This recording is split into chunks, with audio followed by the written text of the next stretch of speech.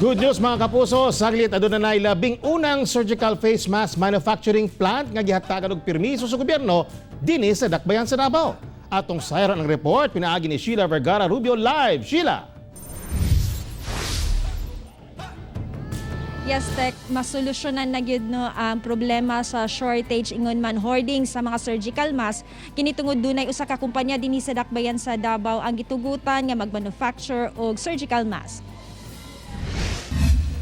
Subay sa inspeksyon nga gilusad sa Food and Drug Administration kagahapon, aprubado na ang Rycor Tech Corporation sa Davao City nga magmanufacture og surgical mask nga hilabihang magamit karon sa tanan, isip proteksyon kontra COVID.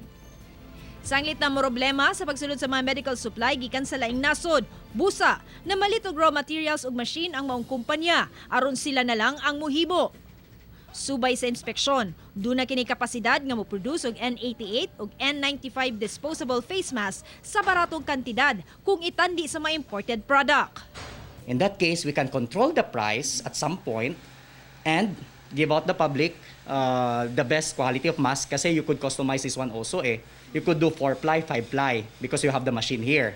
So pwede mo siya i-customize. And aside from that, you could also give them the lowest price possible. And that is to address these resellers and hoarders that are taking advantage of.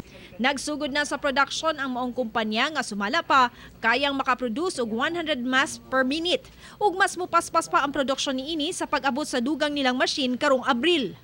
Importante kuno nga saktong mask ang gamiton aron klaro ang proteksyon. Hinoon, naghimo sila og mas affordable nga sama sa pita mask apan gikinahanglan nga mopalit usab og span band aron ibutang nga filter. Pollens lamang gud ang kaya niya i-filter out. Ang bacteria, viruses, dili niya kaya filter out.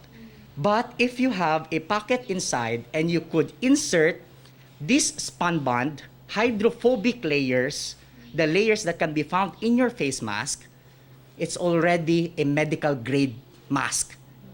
Samtang dunay pahimangno ang maong kumpanya sa mga naga-reuse og N95 mask pinaagi sa paggamit og alcohol o tubig sa paglimpyo. If you put water on this one, but if you put alcohol on it, no, kaya disinfect mo siya. And when somebody sneezes at you, or you sneeze, or you cough, mulusot na ang tubig. Mawala yung hydrophobic component.